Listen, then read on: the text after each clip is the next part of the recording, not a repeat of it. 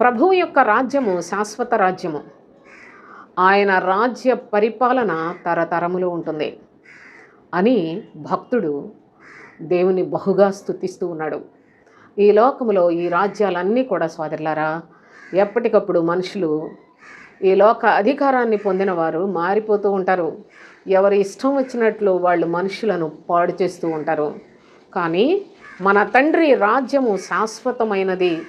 మీరు ఈ లోకాన్ని, ఈ లోక సంబంధమైన వాటిని నమ్మి, ఇక్కడ మనుషులను నమ్మి మోసపోతున్నారేమో.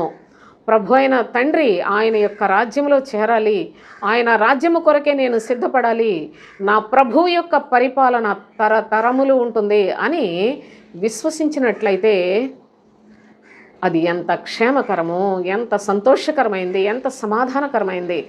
ఈ లోక అధికారములన్నీ కూడా అపవాది యొక్క అధీనములోనే పనిచేస్తూ ఉంటాయి. కనుక ఈ లోకం మీదైనా, ఈ లోకంలో ఉన్న వాటి మీదనైనా మనస్సు పెట్టు కొనకుడి అని ప్రభువు చాలా స్పష్టంగా చెప్పాడు. మీరు పరలోక సంబంధులై ఉండునట్లుగా పైనున్న వాటిని వెతకండి, పైనున్న వాటి కొరకే ప్రయాసపడండి అని తన పిల్లలకు తెలియచేస్తూ ఉన్నాడు. ఈ లోకంలో వీరి పరిపాలన ఎవరి స్వార్థం కొరకు వారు పరిపాలన చేసుకుంటారు.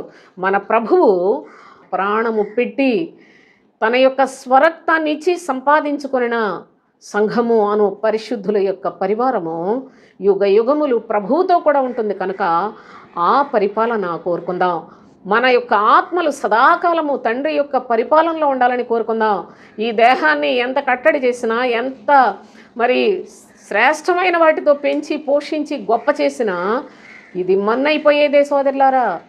మన్నులో నుంచి మహిమను నీకు చూపిస్తున్నాడు తండ్రి. అనగా నీవు ఇంకా నీ ప్రాణము నీలో ఉన్నప్పుడే నీ ఆత్మను గురించి ఆలోచన చేసి యుగయుగములు తరతరములు పాలించే ప్రభు అయిన దేవుని యొక్క పరిపాలనలో మనము సదాకాలము ఆయనతో కూడా జీవించే శ్రేష్టమైన జీవితాన్ని ఇక్కడ ఉండగానే సంపాదించుకోవాలి. కనుక దేహము మీద మనస్సు పెట్టుకోవద్దు, ఈ లోక సంబంధమైన వాటిని అసలు ప్రేమించొద్దు అని హృదయమందు దృఢముగా నిర్ణయం చేసుకొని ప్రభు యొక్క నిబంధనను విశ్వసించి ఆయన రాజ్య సంబంధులుగా ఆయన పరిపాలనలో యుగయుగములు జీవించినట్లు సిద్ధపడదాం.